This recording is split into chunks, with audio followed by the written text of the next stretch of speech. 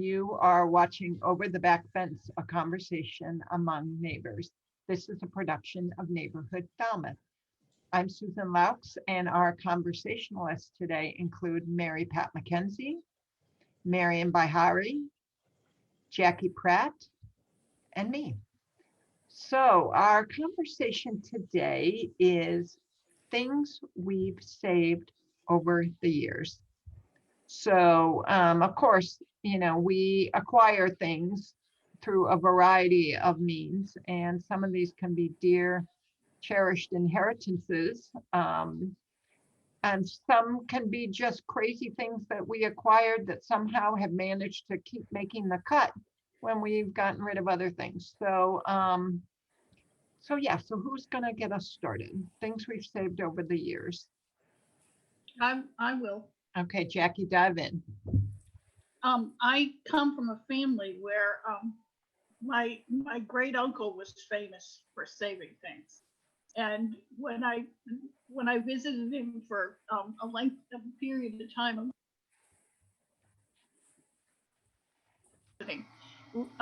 when I was a senior in high school, his wife pointed out to me that he had an entire bookcase that in his butler's pantry that was boxes of string that he'd saved, and literally boxes and shoebox after shoebox of, because there are different kinds of string, So yeah, and very important to have the kind you want. And I wrote an article for Silver Threads, Neighborhood Falmouth article that appears in the Enterprise, and I talked about Uncle Scott. And because I was cleaning out my junk drawer at the time, and I found myself with about 6 kinds of string in there, and I save paper clips.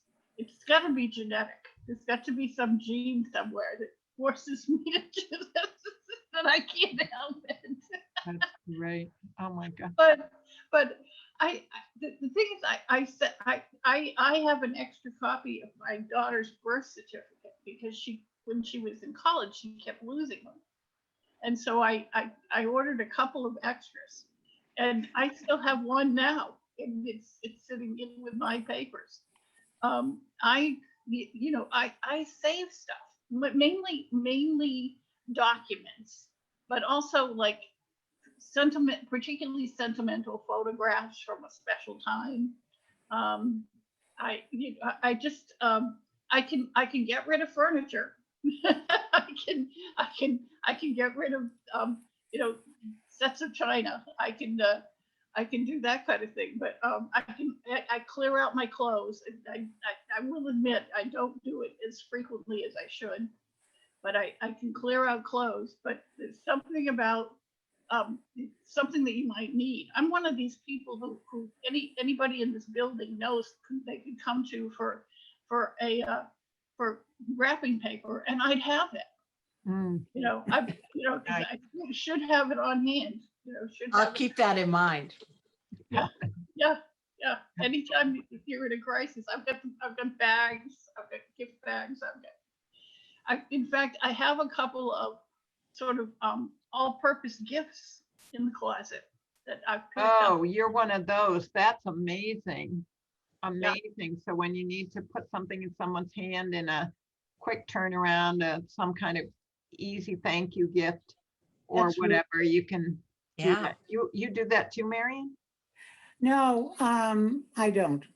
Oh my gosh, that's amazing though, Jackie. That's great. And you know what? That reminds me though, the thing with string, when you started talking, my dad kept a lot of string. Is that a Depression era or World Yes.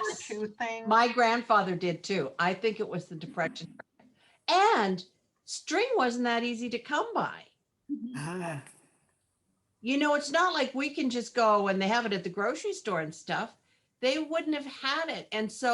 And meat, I remember as a kid, meat and stuff and fish that came from the fish market or the meat market was in brown paper tied with string. string. And so that's what my grandfather saved, was what came off the packaging from the store. And that was back in the days when they delivered it from the fish market, Wow. I- Yeah. Yeah, and we don't use string that much No, anymore. I mean, no, and we string's don't, there, but it's but not, not much. well, And we know where to get it at Jackie's. absolutely. And you know what? Your thing with paper clips, school supplies, office supplies, Mhm. I am totally crazy for that stuff. Stapler. Find a box of staples, and it's like I need to save these, or I need to donate them to someone. And it's like, or one of those little sleeve of staples, and a few of them break off, and it's like, I should hang on to these. I'll put them somewhere where I can, instead like there's like 7 staples. And finally I'm finally getting to the maturity level of just throw them out. But oh my gosh. Okay, so that's what you save, Jackie. How about you, Mary Pat or Marion? Oh, I've saved some weird stuff. So I have saved things from school, like all my ribbons, because that's what we wore as prefects or whatever. But the weirdest thing I saved, which my children are absolutely grossed out by, and I recently found the box that the stuff was in and offered them to them, was their first baby teeth Oh my goodness. and their bracelets from being born at the hospital. Oh, that's sweet. Mhm. They didn't think it was sweet at all. They thought you were weird, right? Yes. But what is even weirder is there was a time in my life when I kept a box of my own baby teeth and teeth that had fallen out when I was a kid. So I don't know what my obsession with teeth was. Like, was it going to be like someday I might need them and I'll just have a box of, Put them back in. yeah, yeah, even though they're like so tiny and they're, like probably dissolving up there. But anyway, Gosh. they are. If my children ever say, did you ever keep anything of mine? It's like, oh yeah, not the school stuff, guys, just the teeth. Gosh, that's funny. But do you save a whole lot of stuff? Yeah, unfortunately we do. And we tend to be the drop off place for things. So I have hanging upstairs in a closet, my mother's dress uniform and day-to-day uniform from when she was in the Canadian Navy. Oh my gosh. Donald's father, his uncle, who didn't have children, was the chief of the fire department in Halifax. So we have his uniforms upstairs. We used to use them for Halloween costumes. Yeah, I would think. Yeah, and then I do have a lot of the Halloween costumes that I made for the kids. So we do we could really start like our own little theater company here. We have a lot of costumes. Well, some of those things could go to like the Falmouth Theater Guild or to Right. Right. Somebody. one of those Yeah. places. Yeah. Because You're other than spending the only costume I wish I had saved, I made John, my youngest. He wanted to be he was at the Woods Hole Child Center and he wanted to be a lobster in the Halloween parade. So I made him a lobster costume, which I have to tell you, sewing all those little legs and the claws and everything. And the power went out in a storm in the middle of all of my making it. So I finished it and he must have been like maybe 4 and or 3, maybe 3. But anyway, he wore it and then hid in the corner. And it was only years later that he told me he was afraid somebody was going to eat him. So he couldn't go out with the others. So, but I did save that costume. And then for years, it was used as part of the like little fair they have in Woods Hole on the playground in May, the May Fair, because the Woods Hole Child Center served lobster sandwiches. Oh yeah, lobster rolls. Yeah. Right. So some child was dressed in that costume for years, even though the person it was made for wouldn't wear it. So I loaned that to a friend and didn't get it back. I have all the others. I have gypsy costumes, tuxedos, top hats, all child size, if you know any pygmies who need them. Oh Wow. my gosh, Mary Pat. We have 4 top hats in this house. Just gave a few away again to the Who did you give it to? Oh, we need to you know, talk. or yeah, and I don't think College Light Opera, I think they sew a lot of their own costumes, and I mean, Right. Plus they're adult Bobcat size. can make, but Oh, we also have adult size. Oh, wow, that's amazing. Oh my No, gosh. it's really sick. Teeth and costumes? I mean, really? You're an eclectic, I mean, fun the mother. string, Oh my gosh. paper clips. Marion, what about you? I was trying to think, I save a lot of stuff as well. But when Jackie said something, it sort of perked my brain a little. I saved my clothes, my too many clothes. I have a hard time getting rid of them. I'm not getting rid, but donating them. Uh, Even though I won't wear something, it just sits in the closet and it sits in the closet. And I think it's because, and I know what it's from, when I was a kid, I didn't have very much. And once I started making money and buying things, then I couldn't get rid of because somewhere in my brain, I'm remembering when I didn't have enough. So I'm trying very hard. 2 weeks ago, I cleaned out part of my closet. I had all my shoes in boxes. And I've read where you're supposed to take your shoes out of the boxes and put them there so you can see what you have. And of course, when I opened up the boxes, there are brand new shoes in there that I can't wear. So I actually cut down the boxes, and there was, I mean, bags, trash bags worth of boxes for recycling. And then I put them in a shopping bag, and I'm going to take them actually to Hand in Hand. There Nice. are a number of Ah. shoes. There are a number of shoes that have never been worn. So that is an issue with me, is saving clothes. And also, when my son was little, he used to come home with things. Um, and one of the things he made for me out of wood was a little plaque that said Marion's room. He was in 5th grade.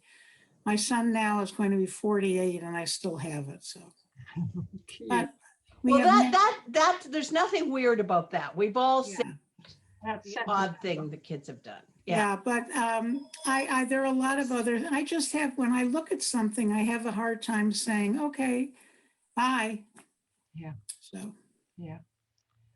and you, Susan? Well, you know, it's funny. I save a lot of stuff too, and I attach sentimental value to all kinds of nutty stuff. And my we cleaned out my parents' house recently, which was my grandparents' house.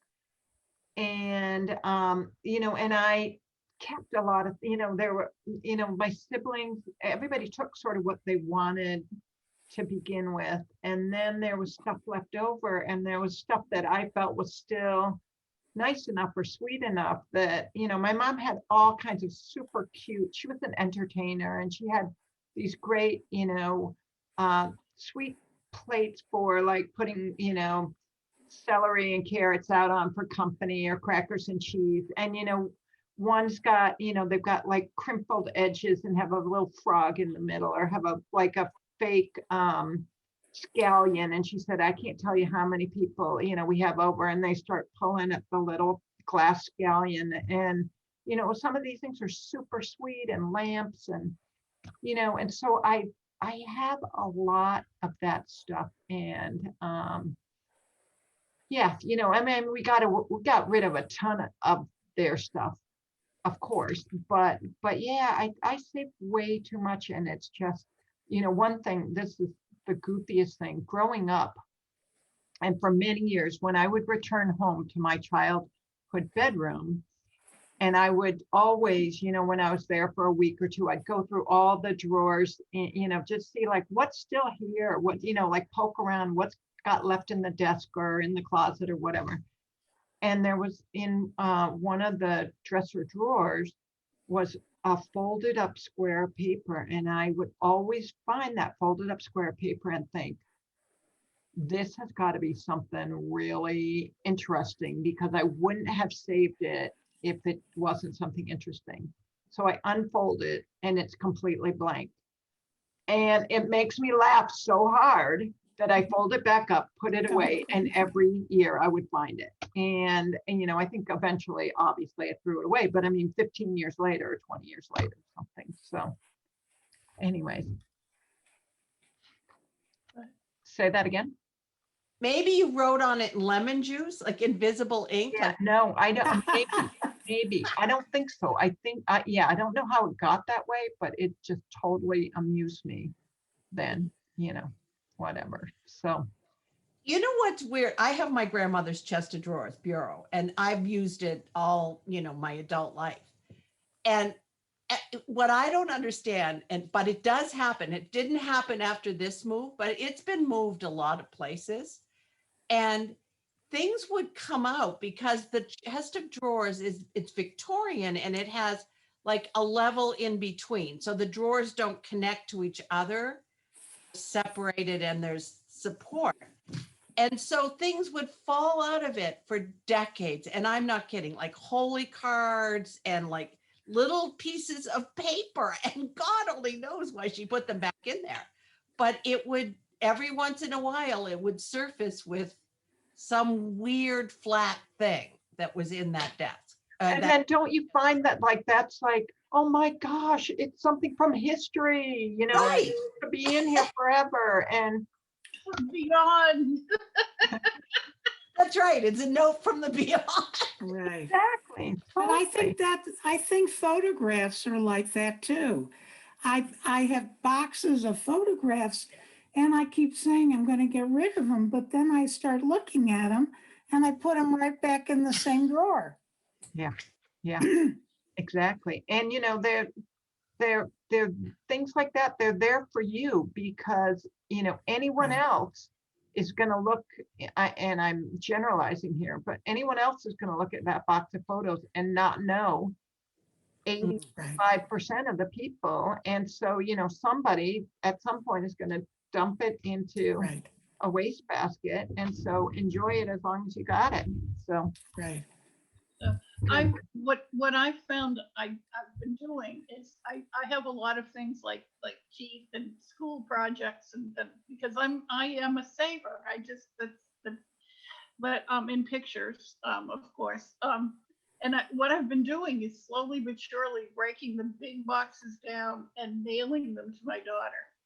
Now Right. my hook is I throw a few things in there for the kid, new little books or toys or something for the grandchildren, and I put in chocolate Oh, in the new box. Yeah, And and so Anthony loves when the boxes come. So I had one convert already, and the first time my daughter got a box, she looked at it and she found her teeth, and she said, she called me up and she said, "What the? Yeah, am I supposed to do with these?" And I said, "I don't know, honey. They're yours." And she said, "Is this the mother version of Tag You're It?" Exactly. That is smart. But I'm slowly but surely, I keep. As a matter of fact, Susan, you picked one of those up and took it to the pack and ship store for me. Oh yeah. That's right. Yeah. Oh my goodness. Oh yeah. That's smart. So, Well, but- actually, you know what? Before we go too far with this, now depending on when you are watching this at home, the Neighborhood Falmouth paper shredding fundraiser is I coming was up. just on thinking of that. Well, and maybe or maybe not, you'll be watching this after June 12th. But if it's before June 12th, 2021, and you want to shred those personal papers, come on down for 8:30 to 11:30 behind the Cape Cod Church in their parking lot. And it's a fundraiser for neighborhood Falmouth, and we'd love to help you out. Take your money and take your shredding. Sorry, I was muted. Route 151. Route 151, East Falmouth. So great. Well, why don't we wrap this one up? Thanks so much for watching, and we'll see you next time. It was fun. I'm going to go clean a closet now. Oh, good idea. Come over here Yeah, and right. help me.